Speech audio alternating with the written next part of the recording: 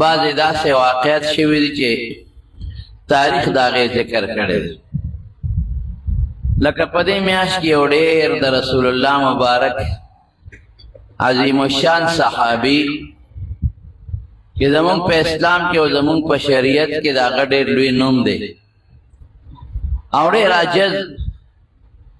او صحابو کې مالی بنیاد باندې کمزورې خو الله ته ډېر خوښ او ډېر ګران او د رسول الله صلی الله علیه وسلم ډېر محبوب صحابي ډېر په خدای ګران او ډېر الله ته خوښ صحابي حضرت بلال رضی الله عنه وفات شوی. حضرت بلال د پلار نوم رباح مناسب ګڼم چې د هغه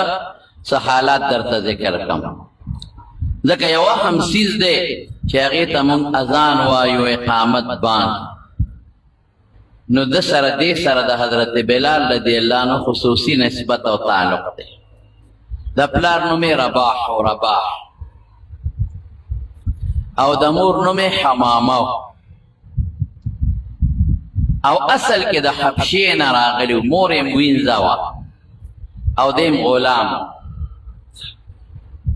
حبشې نه راغلی او په مکه مکرمه کې سره اوسېدل او دی پیدام په مکه مکرمه کې دی او د رنګ نه تور او خړ او تاریخ لیکي چې ویښتیم ګلګوچي او اوږد قد او وجود یې نری لرم او په مکه شریفه کې د عبدالله ابن جدعان د هغه غلام هغه له به یې ګډې چیلې سره نو کله چې رسول الله صلی الله علیه وسلم ته الله نبوت ورکړ نو د مکې نه بار مینا طرف ته حضرت ابوبکر صدیق او حضور پاک مبارک دواړه یو غار کې ناست حضرت ابوبکر ته دین خو قرآن یې ورته خو او ځان له ناستو څه خپلې مشورې به هم کولې د دین او د اسلام متعلق نو دې بلال هلته ګډې چیلې سره د عبدالله ابن جدعان نو حضور پاک ول آواز ورکوي یا غلام اے لکا هل فی شاتک لبن ستا دې ګډه چیلې کې پیش ته چې مونږ له راکې نو هغه ورته وایي چې زما ګډه چیلې خو ټولې اوچې دي یو چیلې کې یا په یو ګډه کې لږ غوندې پی دي چې ما ځان له ساتلې دي خو اوسیرکما علی نفسي نن به زه تاسو په ځان غوره کړم خیر ځکه هغه وپېژندل د مکې اوسېږي دې مکه کې پیدا دی او په مکه کې اوسېږي او حضور پاک یې پېژنده چې پیغمبر علیه السلام د یو لوی خاندان سره تعلق لري او په ټولو قریشو کې معزز خاندان دی هغې سره تعلق او ابوبکر یې پېژنده رضی الله عنه نو وی اوسرکما علی نفسي زه به تاسو په ځان غوره کړم نو رسول الله مبارک دا غار نه راووته او هغه چیلې ولا د بوتله چې بویه تلک پی وکړه کې معمولي غوندې نو حضور پاک یې په غولانځ باندې لاس کېښود او د لرګي یو کاسه وه په هغې کې ولشله چې ویې لشله کاسه ډکه شوه نو په خپله وڅکله بیا دوباره ولشله نو کاسه ته بیا ډکه شوه نو په حضرت ابوبکر صدیق رضی الله عنه یې وڅکله نو درې باره ته بیا کاسه ډکه ولشله نو بلال ته یې ویې ها ته اوس وڅکه نو دی حیران شو چې دې کې خو نیمه کاسه پی نو دې نه خو یې درې کاسې پی وایستل او اوس هم په غولانځ کې پی شته نو په بلال یې هغه پی وڅکل نو حضور پاک ولا دعوت ورکړه لکه زه د خدای پیغمبر ما له الله نبوت را کړی دی نو ما نه منې ما ومنه که نه چې د خدای رسول یې وی ته د خدای رسول یې خدای را لېږلی وی یو ستا مقصد څه دی وی زما مقصد د خدای پیغام بندګانو ته رسول دی او د ټولو نه غټ پیغام دا دی چې الله یو د شریک نه لري بس او چې ما ته الله کوم حکمونه بیانوي او سره لیږي هغه به خلکو ته ویم نو پکار دی چې د الله په هغه احکاماتو خلک عمل وکړي وی یاره معلومیږي دا ته رښتونه یې ځکه د ما د چیلې نه دونه پی دی وڅکل دا ولې وی دا د پیغمبر معجزه یي پیغمبر له خدای یو طاقت ورکړي چې هغه د عقل نه اوچتي نو دا بلال خدای مسلمان که په هغه ځای حضور پاک ورته وی بلاله ګورې چاته غږ مه کوه د اسلام او دلته راځه مونږ به روزانه دلته ناست یو نو تا ته چې ما ته الله کم شریعت او کم دین ښیي نو زه به تا ته لږ لږ هغه ښیم هغه به ډېره ښه ده او چاته غږ ځکه مه کوه چې ړومبې وخت دی نو زما خو هم یو خاندان سره تعلق دی او د ابوبکر او ته خو پردی غلام یې بیا به ښه ده درله تکلیف درکوي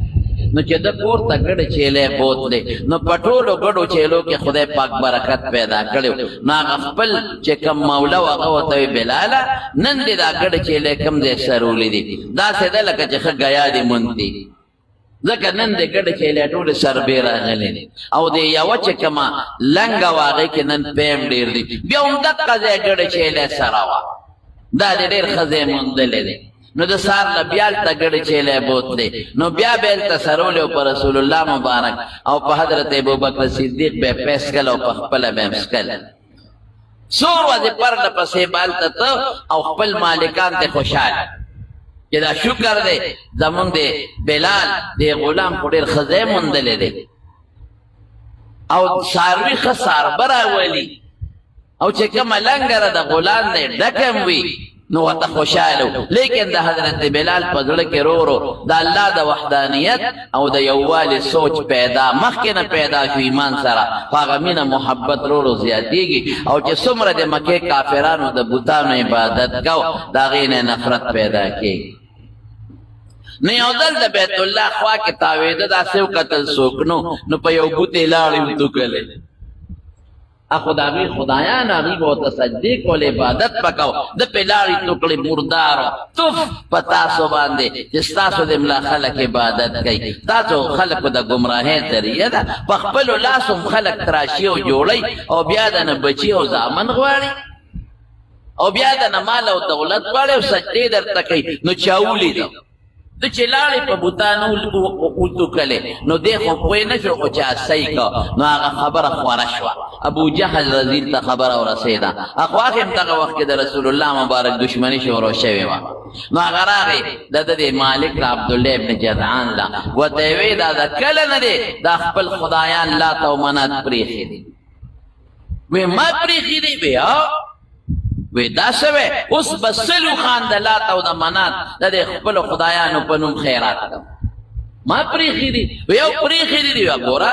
دا خبرې مه کوه عمرو ابن هشام د ابو جهل نومو دا خبرې مه کوه زما په زړه کې خو د لات او د منات او د عزا ډېر لوی قدر دی اوس به سلو خان راولم او خیرات به کم وی نه هغه حبشي غلام دی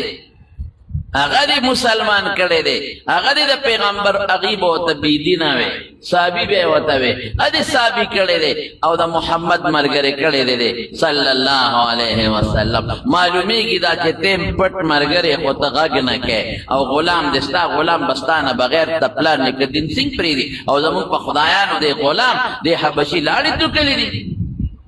وی ښه وی زه به ورسره نن پوه شم نو بلال یې بوته وی دا دې ولې کړې دي رښتیا لوایا بس دا غزله کې د الله مینه ننوتې وه دا غزله کې د الله محبت ننوتې وی بالکل مې کړې دي ولې وی دا خدایان نه دي دا د کاڼې مورتې دي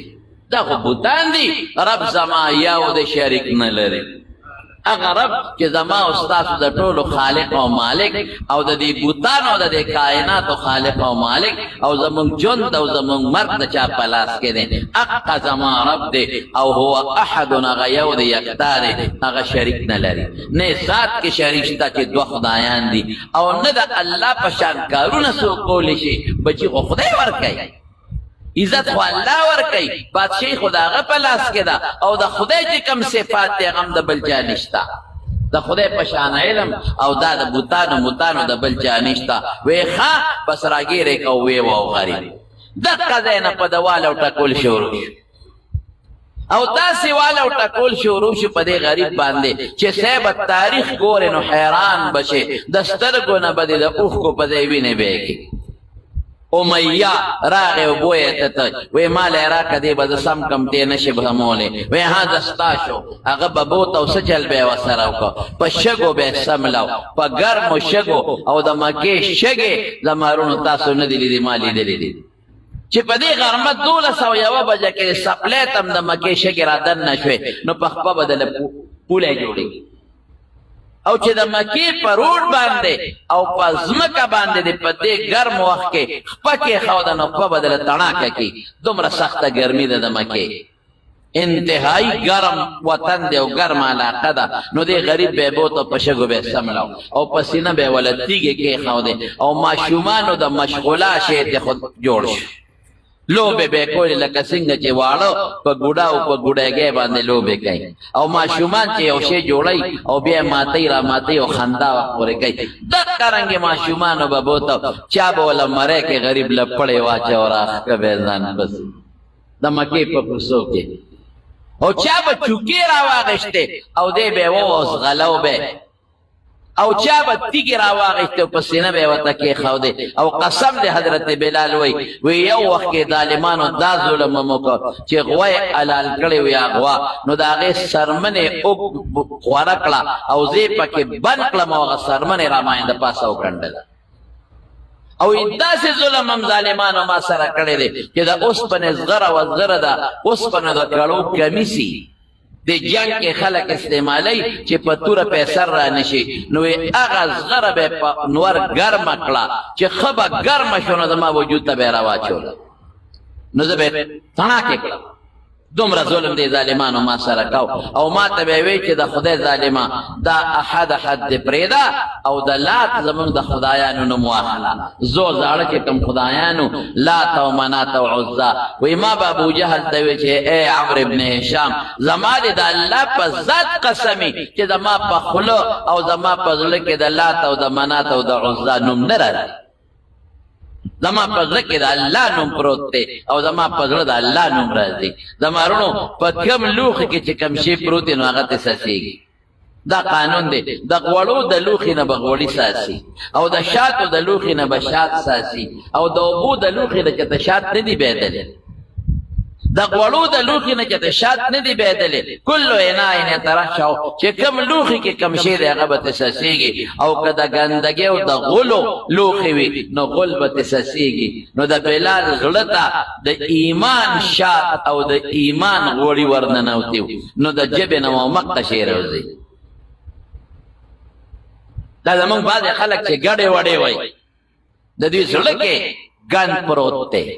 اسې ځان ته وایي مسلمان چې زه مسلمان یم وایه په خولې خوله کې د ګند پروت دی د خولې نه به دی ګند راوځي ته نه ګورې په معده کې چې دی پودینه پرته او تا ګرمیو کې د پودینې بوی به راوځي او که په معده کې دی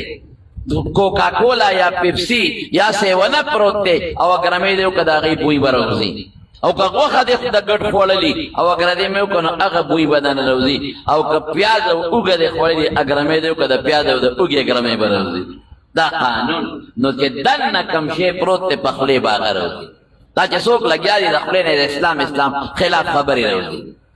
او د دین خلاف خبرې راوځي او د پیغمبر خلاف خبرې راوځي او د شریعت خلاف خبرې راوځي د ده په زړه کې دننه ګن پروت دی ګن دی چې اګرمیو کې دا ګرمې دی نو ګن به ترې راوځي او چې د چا د خولې نه ذکر راوځي لا اله الا الله او درود شریف راوځي او د چا د خولې نه د خدای او د رسول صفت راوځي او د چا د خولې نه د علماو او د قرآن او د دیندارو خلکو صفت راوځي معلومیږي دا چې په زړه کې د ایمان پروت دی او د پیغمبر او د خدای مینه پرته ده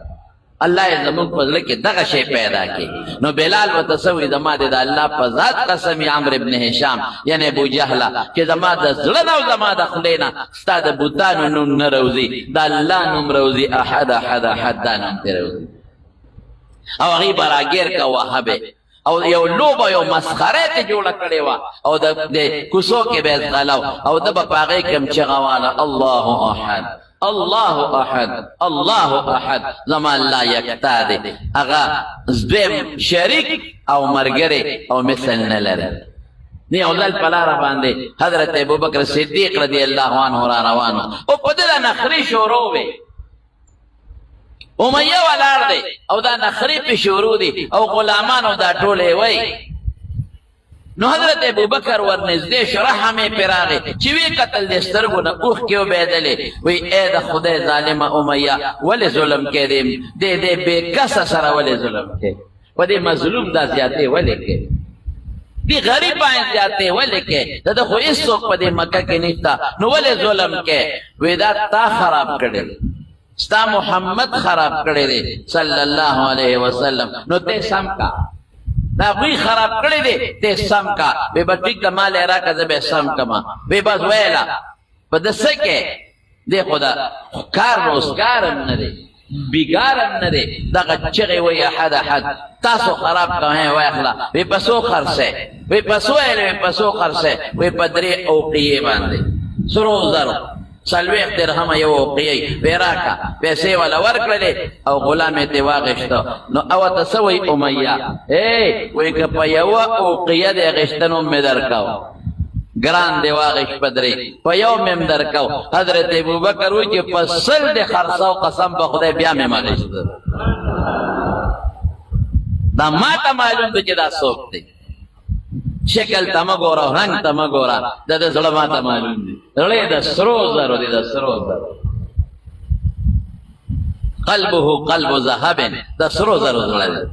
دی ته مګوره چې رنگ تور دی زړه کې الله پروت دی زړه کې ایمان پروت دی چې په سل اوقې د خرڅو ماغشت او چې څنګه واغشت نو حضرت بلال وته سوی اخو دل دې دلیو کری داغه وجود خو داغ او پوله او دا چا په مینا کې دا الله په مینا کې وی ابوبکر چاله د غشتم ځان له غشتم کله له غشتم که ځان له غشتم نو ما ته کار خای چې دلکو ګړې را باندې سره چیلې را باندې سره دیاړي را باندې کې چې سکه نو ما ته وای چې دلوکم او که الله له غشتم نو ابوبکر ما خدای سره پرېدا ما پرې د خپل خدای ته چې زه پوه شم او زما خدای پوه شي زه الله خپل ته وجاړم او زه خپل خدای راضي کړم وی نه بلال ما ځان لنه غشته ما الله لا غشته انت حر لوجه الله زه د خدای په نوم آزاد نو چراغ رسول الله مبارک ته حضرت بلال الوی دا ابوبکر ورته الوی وی بلال می په بیا د امیہ نه واغشت حضور پاک ورته سوی وی ابوبکر ما پکې ځان سره شریک کا اشرکنی فیه ما پکې شریک کا چې بلال ستای نیم او نیم زمای الله اکبر دا یو مخ استای او دا بل مخ زمای دا نیم لاس تا یو لاس تور استای او دا بل زمای وینه الله رسول الله ما آزاد کړی ما مکمل آزاد کا حضور پاک سوئی وی بلال ابو بکر سیدنا و اعتق سیدنا ابو بکر زمون سردار دے سردار او زمون سردار آزاد کردے دے بلال تے سردار ہوئے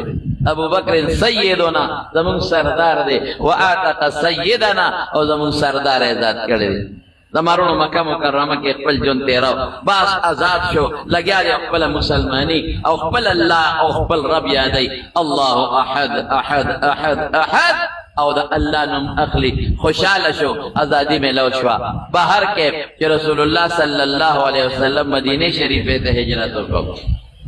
دیم لا مدینہ منورین مدینہ منورہ کے اسیدہ او یو انصاری سره ول رسول اللہ مبارک اور ولی جوڑا کړه او چې بیا په مدینه منوره کې میټینګ کې د منظر پارا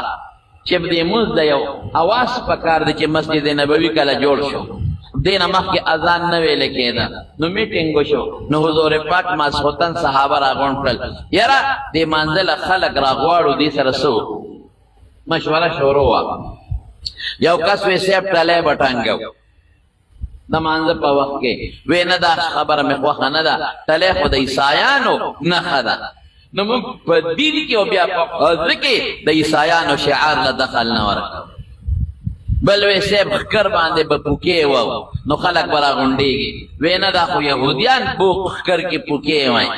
نو موږ په خپل اهم عبادت کې د یهودیانو نښې نه رادن نه کوو بل وې اور به بلو چې کله خلک لوګي وویني نو راغونډېږي با یاره وی اور خپل مجوسیان تعظیم ورکوي نو د اهم عبادت کې د مجوسیانو نه هم نه رادن نه کوو نو فیصله په دې شوه چې حضور پاک مبارک وی بس اواز به کوو چې الصلاة جامعة خدای مو بخا وخت د مانځه دی او مانځه له راځي د اواز به کوو په دې فیصله وشوه چې کله حضور پاکم کور ته لاړ او صحابه هم لاړل نو صحابه خوبونه ولیدل. نو یو صحابي دی حضرت عبدالله ابن زید ابن عبد ربه، مشهور صحابي دی. نو د خوب ولید، وی بازار کې روانم، یو سړي سره ټلی ده او ټنګی یې داسې ورسره. وی ما ورته وی چې دا ټلی خرڅی نه اتبیع هذا، وی ما ته ما تفعل به، ته پې څه کوې؟ وی ما چې مونږ به پې خلک مانځه له راغواړو. خوب دی نو ټنګه وبې. وی هغه راته وی چې یو ښه شی درته نه ښیم. ما وی وښایه. نو دا بانګ یې راته وښو. الله اکبر الله اکبر الله اکبر الله اکبر. ښه شی ولې دی؟ معنی څونه مزېداره ده. الله ډېر لوی دی. د بانګ ډېره ښکلې معنی. اشهد ان لا اله الا الله اشهد ان لا اله الا الله. زه دې خبرې ګوی ورکوم چې الله یو دی، شریک نه لري، معبود بر حق بل نشته دی. بیا وای اشهد ان محمد رسول الله. د دې خبرې د زړه نه تصدیق کوم او ګوی ورکوم چې محمد صلی الله علیه وسلم د الله رسول دی او الله لېږلی دی په دین. بیا وای حی علی الصلاة حی علی الصلاة. خدای مبخم مانځه ته متوجه شي، مونځ راشه. حی علی الفلاح حی علی الفلاح. خدای مبخا نیکه طرف ته متوجه شي او کامیابی ته متوجه شي او کامیابی لراشه. بیا وی الله اکبر الله اکبر. الله ډیر لوی دی، الله ډیر لوی دی. لا اله الا الله او بل معبود بر حق نشته سوا د الله نه. الله یو. وی چې دا بانګ یې راته وښو نو بیا هغه سړي ما ته وی چې ودرېږه یو بل شی هم درته ښیم. نو اقامت یې راته وښو. وی چې مخکې دا بانګ وایه چې خلک رابلې او چې خلک جومات ته راشي او بیا امام ودرېږي نو بیا د اقامت کوه. دا صحابي وی چې کله رابیښ شومه نو ما وی چې دا خو مې ډېر ښکلی خوب ولید. نو د نیغ راغی په منډه رسول الله صلی الله علیه وسلم. وی دا الله رسوله ما خدا سے خوب ولید. نو حضور پاک وی انها لرؤیا حق ان شاء الله. کدا خدای خو خیدا رښتونه خوب دی. نو خوب زمون طالبان وی دا شرعي دلیل نی، د پیغمبر هغه دلیل نی او رسول الله مبارک تصدیق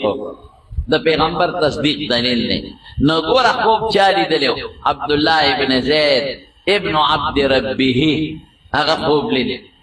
لیکن رسول قسمت باندې د چا لیکلی؟ الله اکبر. د حضرت بلال. وی عبدالله ابن زید داسې وکړه چې بلال ته اواز کې وی راشه وی قم مع بلال د سره ودرېږه فالق علیه ما رأیت. تا چې کوم خوب لیدې هغه درته وایه. فلیونادي به دې به بانګ ووایي، چغه به پرې دې وایي فانه اندى صوتا منک. د اواز ستا نه اوچت دی او خشته ښکلی اواز دی. نو چې کوم خوب هغې صحابي لیدلی و عبدالله ابن زید ابن عبد ربه، نو هغه به یو جمله بلال ته وی او بلال ډېر په خشته اواز لومبې بانګ په د حضور پاک په امت کې د بانګ مخکې امتونو کې نو لومبې بانګ چې کله د الله د طرف نه مقرر شو مسجد نبوي جوړ شو نو لومبې بانګ چا ووی؟ حضرت بلال رضی الله تعالی عنه. आवाज هم خشتاو نو چې بانګې وې نو حضرت عمر صادر ځان پسې راښکو په منډه جومات ته را روان دی.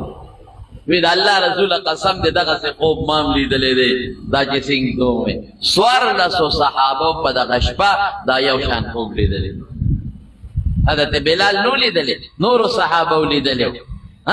او بانګې په دو وې. دې کې لویه فایده ده چې دا د اذان ده تقدیر او دا قسمت د بلال په نوم. که ده لیدلی نو بیا خو به خلکو وی لکه ده ولیده نو ځکه یې بانګ ووی که نه. نه دي لیدلی، نورو خلکو ولیده، لیکن الله د ده په قسمت لیکلی وه چې د رسول الله مبارک به مخکې به بانګ دی وی. نو د حضور پاک صحابي دی او مستقل به د پیغمبر علیه السلام سره بانګونه وي او داسې خشته آواز به د خدای ورکړی دومره خوبصورت آواز او دومره لوړ آواز ولا خدای ورکړو چې کله به رسول الله مبارک په دې محراب کې ناستو یا به محراب خو خیر هغه وخت کې نو داسې عام صفونه او ناس به او ده به بانګ وي نو رسول الله مبارک به ورته مسکي کېده او خوند او یې تاریخ لیکلی زما وروڼو دا نه درته نه وایم چې بانګ به وي هغه زمانه کې دا د مخ پرده نه وه د ښځو د لاسونو د لیچو او لاندې د خپو پرده نه وه نو چې بانګ به وي نو زنانه به راتلې او د بلال د بانګ تماشه به یې کوله او ماشومان به راتلل او ورته به ولاړ وو چې ده به بانګ شروع کړه دومره ښکلې اواز یې مزېدار او رسول الله مبارک یو ځل فرمایلي هم دي یاره وایي ګورې بانګ د حبشې د خلکو دی بانګ د حبشې والا وایي ډېر ښایسته او ښکلې مزېدار اواز بیا ورسره حضور پاک مبارک روسي یو بل صحابي ملګری کړی دی عبدالله ابن ام مکتوم رضی الله عنه په سترګو نابینا نو آیا ورسره ملګری کا نو لومبې بانګ به دوه بانګونه به سار ویلې کېدل خصوصا په رمضان کې نو یو به حضرت بلال وی او بل به عبدالله ابن ام مکتوم رضی الله تعالی عنه وی او یوازې په مدینه کې نه په سفر کې به حضرت بلال اذان یو ځل په سفر کې د مازدیګر وخت ترمذی شریف کې حدیث دی نو بلال پاسېده نو بانګ یې وی نو حضور پاک دې ابرد لږ صبر کوه چې موسم یخوالی پور انتظار وکړه نو بیا دې پاسېد نو بیا ودې ابرد نو بیا پاسېد ابرد صبر وکړه لږ انتظار وکړه چې یخوالی راشي صحابه حتی رأینا فی الدلول وی داسې حال راغی چې د وړو غونډو سورې مونږ ولیده نو بیا یې ورته اوس بانګ ووایه او زما وروڼو کله به څه چل کوم الله اکبر چې بانګ به وي حضور پاک به کور کې او جمع به تیاره شوه نو دې به ورغی د رسول الله مبارک دروازه کې به ودرېده او څه به وي الصلاة یا رسول الله الصلاة یا رسول الله د خدای رسول منزل راځه یا رسول مبارک دی چې د دواړو جهانو مبارک سردار لا आवाज ورکړي چې هغه څومره په منځه مین او د پیغمبر مبارک هغه لا आवाज ورکړي الصلاة یا رسول الله الصلاة یا رسول الله او یو ځل حضور پاک وخه خوړه اډو کې پلاس کې واه واه او حضرت بلال ورغی او نیمه غوښه خوړې نیم پاتې او आवाज یې ورکړ الصلاة یا رسول الله الصلاة یا رسول الله د خدای رسول منذ راځه نو حضور پاک غاډو کې کېښود او مسکې شو ما له تربت یمینه څه شوي دی بلال لاس دې په خاورو ککړ شه ډوډۍ نه دې وویستو